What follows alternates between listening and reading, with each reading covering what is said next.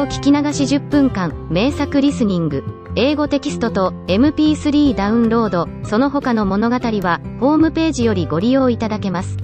88thpp.com 88thpp.com Chapter 9. The Mock Turtle's Story. "You can't think how glad I am to see you again, you dear old thing," said the Duchess, as she tucked her arm affectionately into Alice's, and they walked off together. Alice was very glad to find her in such a pleasant temper, and thought to herself that perhaps it was only the pepper that had made her so savage when they met in the kitchen. "When I'm a duchess," she said to herself, not in a very hopeful tone though, "I won't have any pepper in my kitchen at all. Soup does very well without, maybe it's always pepper that makes people hot-tempered," she went on, very much pleased at having found out a new kind of rule, and vinegar that makes them sour, and chamomile that makes them bitter, and barley sugar and such things that make children sweet-tempered. "I only wish people knew that, then they wouldn't be so stingy about it, you know." She had quite forgotten the Duchess by this time, and was a little startled when she heard her voice close to her ear. "You're thinking about something, my dear, and that makes you forget to talk. I can't tell you just now what the moral of that is, but I shall remember it in a bit." "Perhaps it hasn't one," Alice ventured to remark. "Tut, tut, child," said the Duchess. "Everything's got a moral, if only you can find it." And she squeezed herself up closer to Alice's side as she spoke. Alice did not much like keeping so close to her, first, because the Duchess was very ugly, and secondly, because she was exactly the right height to rest her chin upon Alice's shoulder, and it was an uncomfortably sharp chin. However, she did not like to be rude, so she bore it as well as she could.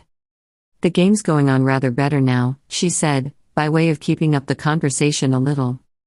"'Tis so," said the Duchess, "and the moral of that is, oh, 'tis love, that makes the world go round." "Somebody said," Alice whispered, "that it's done by everybody minding their own business." "Ah, well. It means much the same thing," said the Duchess, digging her sharp little chin into Alice's shoulder as she added, "and the moral of that is, take care of the sense, and the sounds will take care of themselves." How fond she is of finding morals in things. Alice thought to herself. "I dare say you're wondering why I don't put my arm round your waist," the Duchess said after a pause. "The reason is, that I'm doubtful about the temper of your flamingo. Shall I try the experiment?" "He might bite," Alice cautiously replied, not feeling at all anxious to have the experiment tried. "Very true," said the Duchess, "flamingos and mustard both bite. And the moral of that is, birds of a feather flock together." "Only mustard isn't a bird," Alice remarked. "Right, as usual," said the Duchess. "What a clear way you have of putting things." "It's a mineral, I think," said Alice. "Of course it is," said the Duchess, who seemed ready to agree to everything that Alice said. "There's a large mustard mine near here. And the moral of that is, the more there is of mine, the less there is of yours." "Oh, I know," exclaimed Alice, who had not attended to this last remark. "It's a vegetable. It doesn't look like one, but it is." "I quite agree with you," said the Duchess, "and the moral of that is, be what you would seem to be, or if you'd like it put more simply, never imagine yourself not to be otherwise than what it might appear to others that what you were or might have been was not otherwise than what you had been would have appeared to them to be otherwise." "I think I should understand that better," Alice said very politely, "if I had it written down, but I can't quite follow it as you say it." "That's nothing to what I could say if I chose," the Duchess replied, in a pleased tone. "Pray don't trouble yourself to say it any longer than that," said Alice. "Oh, don't talk about trouble," said the Duchess. "I make you a present of everything I've said as yet." "A cheap sort of present," thought Alice. "I'm glad they don't give birthday presents like that." But she did not venture to say it out loud. "Thinking again?" the Duchess asked, with another dig of her sharp little chin. "I've a right to think," said Alice sharply, for she was beginning to feel a little worried. "Just about as much right," said the Duchess, "as pigs have to fly, and the M." But here, to Alice's great surprise, the Duchess's voice died away, even in the middle of her favorite word moral, and the arm that was linked into hers began to tremble. Alice looked up, and there stood the Queen in front of them, with her arms folded, frowning like a thunderstorm. "A fine day, Your Majesty," the Duchess began in a low, weak voice. "Now, I give you fair warning, shouted the queen, stamping on the ground as she spoke. Either you or your head must be off, and that in about half no time. Take your choice. The Duchess took her choice, and was gone in a moment. Let's go on with the game, the queen said to Alice, and Alice was too much frightened to say a word, but slowly followed her back to the croquet ground. The other guests had taken advantage of the queen's absence, and were resting in the shade. However, the moment they saw her, they hurried back to the game, the queen merely remarking that a moment's delay would cost them their lives. All the time they were playing, the queen never left off quarreling with the other players, and shouting off with his head. Or off with her head. Those whom she sentenced were taken into custody by the soldiers, who of course had to leave off being archers to do this, so that by the end of half an hour or so there were no archers left, and all the players, except the king, the queen, and Alice, were in custody and under sentence of execution.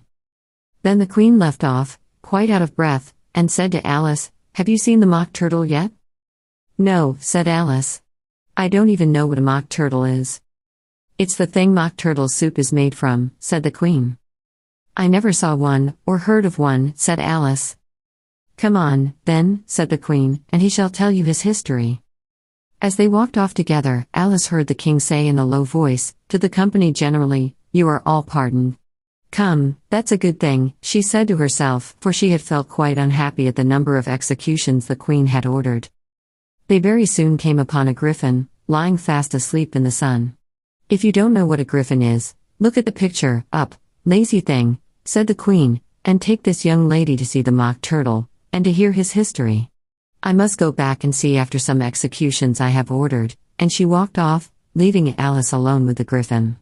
Alice did not quite like the look of the creature, but on the whole she thought it would be quite as safe to stay with it as to go after that savage queen, so she waited. The griffin sat up and rubbed its eyes, then it watched the queen till she was out of sight, then it chuckled. "What fun," said the griffin, half to itself, half to Alice. "What is the fun?" said Alice. "Why, said the griffin. "It's all her fancy, that, they never executes nobody, you know. Come on." "Everybody says come on." "Here," thought Alice, as she went slowly after it, "I never was so ordered about in all my life, never." They had not gone far before they saw the mock turtle in the distance, sitting sad and lonely on a little ledge of rock, and, as they came nearer, Alice could hear him sighing as if his heart would break. She pitied him deeply. "What is his sorrow?" she asked the griffin, and the griffin answered, very nearly in the same words as before, "It's all his fancy, that, he hasn't got no sorrow, you know. Come on." So they went up to the mock turtle, who looked at them with large eyes full of tears, but said nothing. "This here young lady," said the griffin, "she wants for to know your history, she do." "I'll tell it her," said the mock turtle in a deep, hollow tone. "Sit down, both of you, and don't speak a word till I've finished." So they sat down, and nobody spoke for some minutes. Alice thought to herself, "I don't see how he can ever finish, if he doesn't begin." But she waited patiently. "Once," said the mock turtle at last, with a deep sigh, "I was a real turtle." These words were followed by a very long silence, broken only by an occasional exclamation of "HJCKRRH" from the griffin, and the constant heavy sobbing of the mock turtle. Alice was very nearly getting up and saying, "Thank you, sir, for your interesting story," but she could not help thinking there must be more to come, so she sat still and said nothing. "When we were little," the mock turtle went on at last, more calmly, though still sobbing a little now and then, "we went to school in the sea. The master was an old turtle, we used to call him Tortoise." "Why did you call him Tortoise, if he wasn't one?" Alice asked. "We called him Tortoise because he taught us," said the mock turtle angrily. "Really, you are very dull." "You ought to be ashamed of yourself for asking such a simple question," added the griffin, and then they both sat silent and looked at poor Alice, who felt ready to sink into the earth. At last the griffin said to the mock turtle, "Drive on, old fellow. Don't be all day about it." And he went on in these words. "Yes, we went to school in the sea, though you mayn't believe it." "I never said I didn't," interrupted Alice. "You did," said the mock turtle. "Hold your tongue," added the griffin, before Alice could speak again. The mock turtle went on. "We had the best of educations, in fact, we went to school every day." "I've been to a day school, too," said Alice, You needn't be so proud as all that. With extras? Asked the Mock Turtle a little anxiously. Yes, said Alice, we learned French and music. And washing? Said the Mock Turtle. Certainly not, said Alice indignantly. Ah. Then yours wasn't a really good school, said the Mock Turtle in a tone of great relief. Now at ours they had at the end of the bill French, music and washing, extra. You couldn't have wanted it much, said Alice, living at the bottom of the sea. I couldn't afford to learn it, said the Mock Turtle with a sigh. I only took the regular course. What was that? Inquired Alice. Reeling and writhing, of course, to begin with, the Mock Turtle replied, and then the different branches of arithmetic, ambition, distraction, uglification, and derision. I never heard of uglification, Alice ventured to say. What is it? The Griffin lifted up both its paws in surprise. What? Never heard of uglifying, it exclaimed. You know what to beautify is, I suppose? Yes, said Alice doubtfully, it means to make anything prettier. Well, then, the Griffin went on, if you don't know what to uglify is, you are a simpleton. Alice did not feel encouraged to ask any more questions about it, so she turned to the Mock Turtle, and said, what else had you to learn? Well, there was mystery, the Mock Turtle replied, counting off the subjects on his flappers, mystery, ancient and modern, with seaography, then drawing. The drawing master was an old conger eel that used to come once a week. He taught us drawing, stretching, and fainting in coils. What was that like? Said Alice.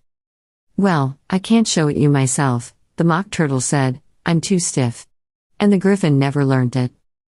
Hadn't time, said the Griffin, I went to the classics master, though. He was an old crab, he was.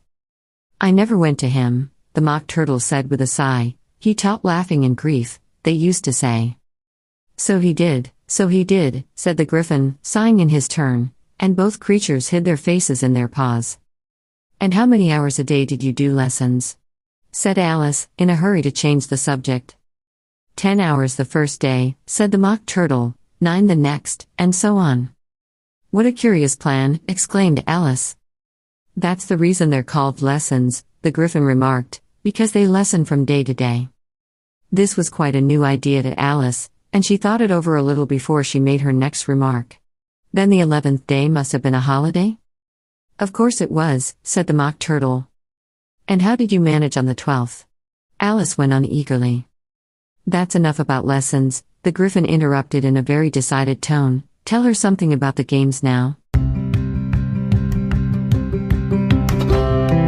英語聞き流し10分間、名作リスニング。英語テキストと MP3 ダウンロード、その他の物語は、ホームページよりご利用いただけます。88thpp.com 88thpp.com